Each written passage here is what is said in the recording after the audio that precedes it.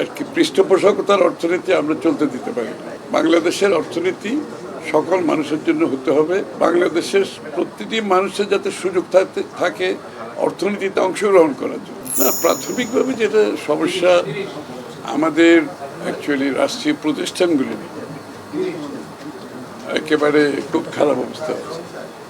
আমাদেরকে প্রথমে অ্যাড্রেস করতে হবে যে ইনস্টিটিউশনগুলোকে রিকভার করতে হবে, ইনস্টিটিউশনগুলোর মধ্যে প্রফেশনালিজম আনতে হবে, স্বচ্ছতা আনতে হবে, এফিসিয়েন্সি আনতে হবে। এটা হচ্ছে গুরুত্বপূর্ণ বিষয়, কারণ এগুলোর অ্যাবসেন্সে, অনুপস্থিতিতে আমরা যত বড়ই প্রোগ্রাম নেই এগুলো কাজ করবে না। এটা হচ্ছে এক নম্বর। দ্বিতীয় কথা হচ্ছে এই অর্থনীতিকে আমরা যেটা বলছি গণতন্ত্রায়ন করতে হবে। আর কি পৃষ্ঠপোষকতার অর্থনীতি আমরা চলতে দিতে পারি না।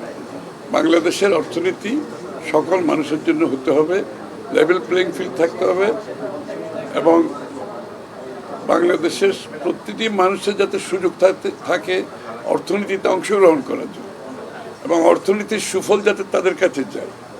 আর তৃতীয় কথা হচ্ছে এটা সফলভাবে করতে হলে আমাদের সিরিয়াস ডিরেগুলেশন করতে হবে। বাংলাদেশ একটি ওভার রেগুলেটেড কান্ট্রি হয়ে গেছে।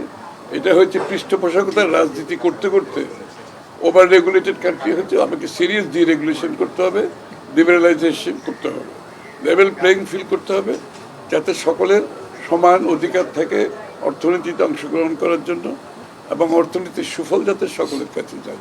Thank you.